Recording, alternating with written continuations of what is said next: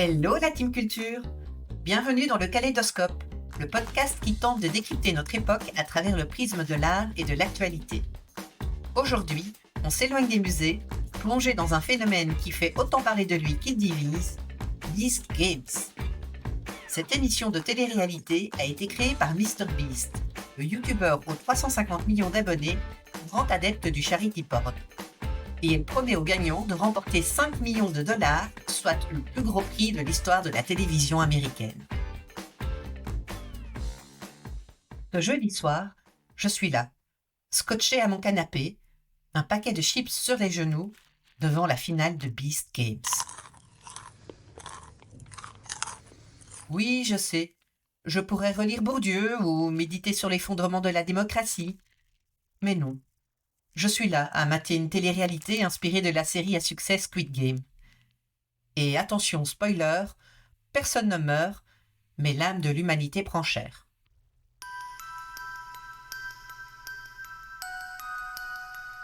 Alors, Beast Games, c'est quoi? Une émission signée MrBeast, cet influenceur américain qui adore les récits de self-made men et les montres en or. De son vrai nom Jimmy Donaldson, il a bâti son empire YouTube sur des vidéos où il offre des maisons aux sans-abri, paye les opérations chirurgicales de ses abonnés ou organise des chasses au trésor à 1 million de dollars. Du pain et des jeux en version digitale qui cumulent des milliards de vues. I am standing on $5 million of real money, the largest grand prize in entertainment history.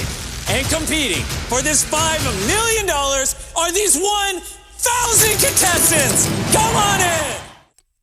Mais son dernier projet franchit un nouveau cap dans la spécularisation de la précarité.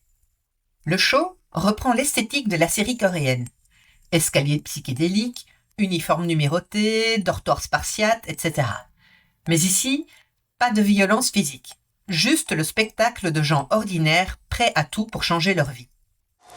I grew up homeless, and now I want to help other homeless kids. And that $5 million would mean everything to help me get there. If I win $5 million, I could use that to make passive income for the rest of my life. It would provide me the opportunity to retire my dad. The difference that money can make and how it can support a community. Completely getting my whole family out of the poverty pipeline. There's a lot of clowns that want to donate the money. I'm buying jet skis and gold chains. I will die for this. I will die for $5 million. Et c'est là que ça devient intéressant. Car en reproduisant l'esthétique de Squid Game, tout en incarnant exactement ce que la série critiquait, Beast Games crée involontairement un commentaire saisissant sur notre société. Guy Standing, sociologue britannique pionnier dans l'étude de la précarité moderne, a théorisé ce phénomène à travers son concept du précariat. Ce mot valise, contraction de précaire et de prolétariat, désigne cette nouvelle classe sociale qui vit dans l'insécurité permanente, jonglant entre les petits boulots et les rêves de grands soirs.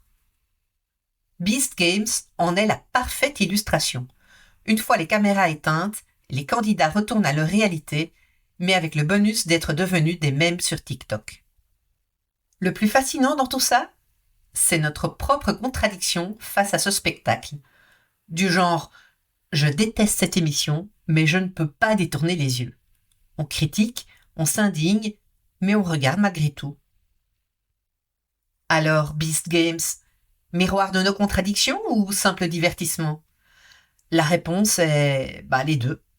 Car le capitalisme digère tout, même ses propres critiques. Et visiblement, il a un solide appétit pour les défis TikTok et les rêves américains servis en portions individuelles. Et vous, qu'en pensez-vous? C'était le Kaléidoscope d'Alexa Cito.